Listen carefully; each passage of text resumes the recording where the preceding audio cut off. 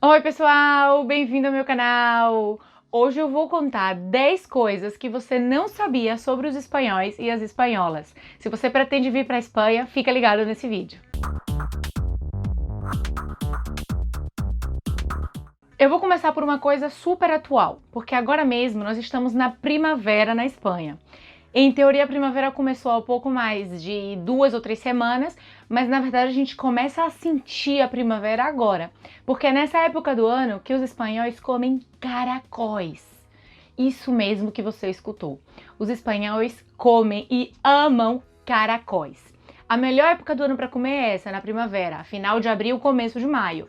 Mas é verdade que tem gente que come o ano todo. Meu sogro sempre diz: se vai comer caracol, só coma na época do ano, que é a produção natural do caracol. Não coma em outra época do ano porque não é legal. Mas tem gente que come o ano inteiro. Na família do meu marido, eles comem basicamente nessa época do ano, na primavera. Passam o ano todo desejando que chegue finalzinho de abril, durante o mês de maio também, para comer caracóis. Se pode comer de várias formas, mas é verdade que a maioria deles comem como se fosse um caldo. E eles vão chupando um caracol de cada vez e depois bebem esse caldo. Eu vou deixar aqui uma foto ou um vídeo para vocês terem ideia mais ou menos de como eles comem. Já que a gente está falando de comida, vamos lá para o segundo ponto. A maioria dos espanhóis e espanholas fazem a sua refeição, seja almoço ou jantar, com pão. Sempre que eles vão comer, seja um prato que tenha líquido, né, uma sopa, um caldo, ou um prato que não tenha nada de líquido, uma carne com arroz, eles vão comer com o seu pãozinho do lado, tirando um pedacinho do pão. Meu marido, inclusive, disse que ele usa o pão meio como com uma faca. Em vez de usar uma faca e um garfo, ele vai empurrando a comida com o pão.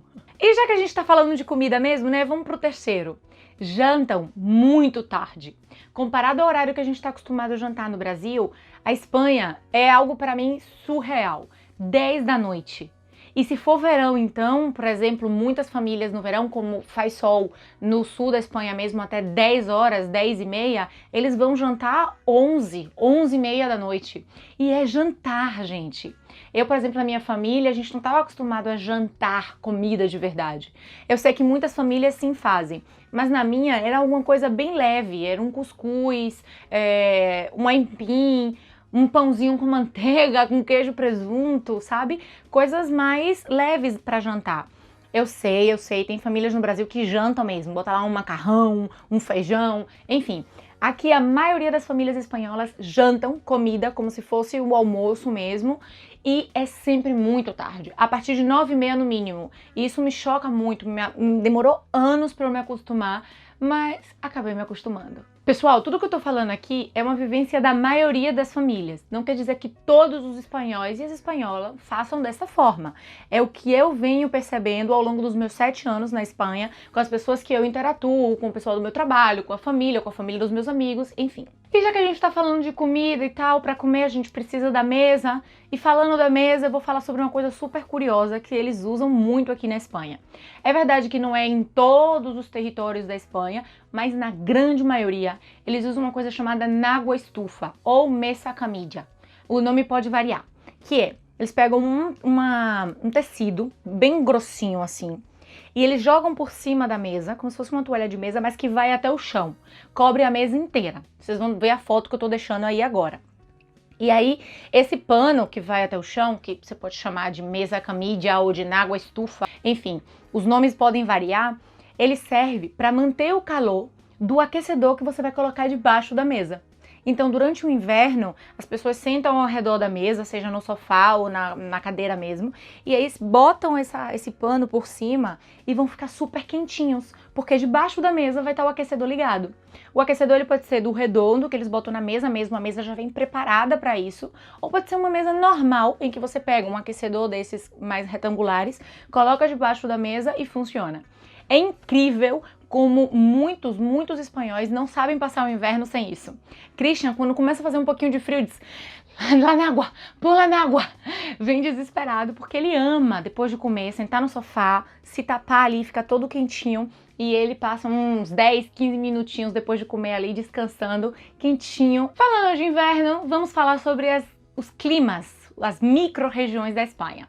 A Espanha é um dos poucos países que você pode encontrar praticamente quase todos os climas. O território espanhol, ainda que não é tão grande como o Brasil, em comparação aos territórios europeus, é um território grande. E aqui você vai encontrar de tudo. Você vai encontrar deserto, você vai encontrar o clima templado, você vai encontrar até tropical, imagina!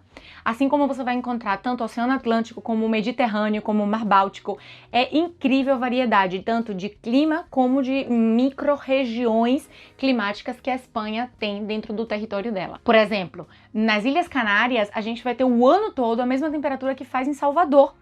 Então isso é muito legal dentro da Espanha, você pode variar do sul ao norte e conseguir vários tipos de clima, como a gente consegue fazer no Brasil, mas no Brasil se entende porque é enorme, e a Espanha, mesmo não sendo tão grande, também você consegue encontrar, inclusive, deserto. Em Almeria você consegue encontrar clima desértico. E falando sobre as variedades espanholas, vou dar um dado aqui curioso. O nosso sexto fato é que os espanhóis inventaram o pirulito. Isso mesmo, pirulito. Você que sempre pensou, nossa, quem foi que teve a ideia de pegar um bombom, um caramelo, um doce, uma bala, não sei como é que você chama aí na sua cidade, colocar um palito e pirulito. Pois foi a ideia de um espanhol. O espanhol gosta dessa coisa de colocar aí um palito, um pau, que ele decidiu também inventar o esfregão. Agora no Brasil, antigamente quando a minha mãe tinha 20 anos, ela não limpava a casa com esfregão, era no rodo e no pano. Hoje em dia a maioria das casas no Brasil também já tem o esfregão, pois foi um espanhol que inventou. Ele facilita bastante a nossa vida na hora de limpar a casa, né? Principalmente pra gente que tá começando, para jovens, meninos e meninas que acabaram de ficar independentes, de ter a própria casa, o esfregão facilita muito a vida da limpeza. Nosso sétimo fato sobre a Espanha é sobre o idioma. O idioma oficial da Espanha é o castelhano. Isso é o que diz a Constituição espanhola. A gente pode chamar de espanhol ou de castelhano, é sinônimo. Eu sei que isso vai dar briga, porque muita gente na América do Sul diz que não, que isso, que... Enfim, estou passando a informação que a Real Academia de Letras da Espanha diz castelhano e espanhol são sinônimos. Esse é o idioma oficial do país, né, Espanha. No entanto, a Constituição diz que cada comunidade autônoma vai poder ter a sua língua, que será também co-oficial. Então, por isso, a gente além do castelhano, vai ter outras línguas co-oficiais, dependendo da comunidade autônoma. Isso acontece, por exemplo, quem vai para País Basco, ou Euskadi. Eles lá vão falar o euskera, ou basco. Né? Se a gente estiver falando em castelhano, eu vou dizer País Basco para me referir à comunidade e o idioma será basco. Mas se eu falar no próprio idioma deles, o nome da região é Euskadi e o nome do idioma deles, né, é euskera. Por questões geográficas, existe uma região de Navarra, ou em espanhol Navarra, que também fala euskera, que também tem essa micro-região aí, Navarra, também tem o euskera como língua cooficial. Isso também vai acontecer, eu imagino que muitos de vocês já sabem, em Catalunha, lá eles têm o catalão, e também acontece nas Ilhas Baleares. Nas Ilhas Baleares, todo mundo conhece aí Ibiza, As Ilhas Baleares também têm como idioma cooficial o catalão. E na Catalunha existem micro-regiões que, além do castelhano como seu idioma oficial, tem um outro idioma cooficial que é o aranês. Isso acontece em pequenas regiões da Catalunha, em pequenos povoados, que falam esse aranês, também previsto na Constituição da Catalunha. Outra região que tem seu co-idioma oficial é a Galícia, lá eles falam gallego. Em gallego o nome é galego, enfim, e eles têm como co-oficial esse segundo idioma, além do castelhano. É sempre importante dizer que o castelhano ele vai ser sempre o idioma oficial, ele vai ser sempre o primeiro. E para terminar, em Valência, na comunidade valenciana, eles também têm como co-oficial o valencià, ou valenciano, se a gente falar em castelhano. Logo, além disso tudo que eu falei, existem regiões que têm dialetos, que é o que acontece com o andalu. As pessoas que vivem em Andaluzia, o idioma é o castelhano, o único idioma é o castelhano, mas existe o dialeto, que é o andalu. É uma forma de hablar diferente del castellano, que tiene sus raíces, sus matices. El castellano, cuando pronuncia una palabra terminada en D, pronuncia el D completo, como puede ser, soy muy espabilado.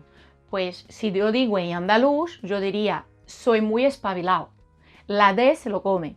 En vez de decir andaluz, que es la forma de decirlo en castellano, diría andaluz. Y eso no está mal, simplemente es el dialecto andaluz y es muy bonito de aprender. De hecho, yo digo que yo no hablo castellano, yo hablo andaluz porque me gusta ter el acento andaluz. Vamos lá, já que a gente falou das regiões na Espanha, um fato super interessante, o nosso 8º fato sobre os espanhóis ou sobre a Espanha que vocês não sabiam. A Espanha possui 2 territórios no continente africano. Isso mesmo, geograficamente está no continente africano, mas pertence à Espanha. Igual que Gibraltar geograficamente não está lá pegado com o Reino Unido, mas pertence ao Reino Unido, a mesma coisa acontece com Ceuta e Melilla. São 2 cidades que geograficamente estão no continente africano, mas que pertencem à Espanha. Para chegar lá tem que pegar ou o navio ou o avião. Nono fato, que é algo que a gente também acabou de falar sobre essa questão da distância. A Espanha tem um território chamado Ilhas Canárias, que é outra comunidade pertencente à Espanha, mas que está a 2.000 quilômetros. Igual que as Ilhas Baleares, é uma ilha, não está na Península Ibérica, mas está muito mais pertinho, as Ilhas Canárias estão a 2.000 quilômetros da Espanha. E por isso, nas Ilhas Canárias tem 1 hora menos do que a Espanha. Sempre que a gente está escutando a rádio diz, agora são as 9 horas, 1 hora menos em Canárias. E é engraçado, porque assim, está tão longe que o fuso horário é diferente. E para terminar, o último fato sobre a Espanha, sobre os espanhóis, que você não sabia, é que na Espanha existe uma comunidade de mais de 750 mil ciganos e ciganas. Na verdade, se a gente for fazer um cálculo populacional, só representa 1,6% da população espanhola. Então, entre parênteses, podíamos dizer que é pouco. Mas, na verdade, não é pouco. É uma população bastante representativa, que luta pelos seus direitos, que tem muita dificuldade para encarar os prejuízos, todos os preconceitos que eles encontram aqui na sociedade espanhola e que, ultimamente, a gente consegue ver como eles vão abrindo espaço. Então, não se estranhe se você vier principalmente para Andaluzia, que é onde tem o maior número da comunidade cigana, se você estiver passeando na rua e você vê ciganas, 2, 3 pessoas juntas te oferecendo uma raminha de alecrim e oferecendo para ler a sua mão. Isso é uma coisa muito comum porque a comunidade cigana na Espanha é muito grande. É verdade que você pode encontrar em Madrid, em Barcelona, em qualquer outra cidade da Espanha, mas o número da comunidade gitana é muito maior, cigana, é muito maior em Andaluzia. Então é muito mais fácil você encontrar em cidades como Sevilha, Córdoba, essas pessoas na rua, né? Pedindo para ler a sua mão e tal, entregando uma folhinha de alecrim para que você possa ajudar, né? Ele dá a folha de alecrim, na verdade está comprando a folha de alecrim. Enfim, esses são os 10 fatos sobre a Espanha que talvez você não sabia. Se você já sabia algum deles, escreve nos comentários. Se tem outros fatos que eu não comentei aqui, que vocês acham interessante, vamos compartilhar também, deixa aí um comentário. E eu espero que vocês tenham adorado esse vídeo. A gente se vê na semana que vem. Branco do... Oi! Caí!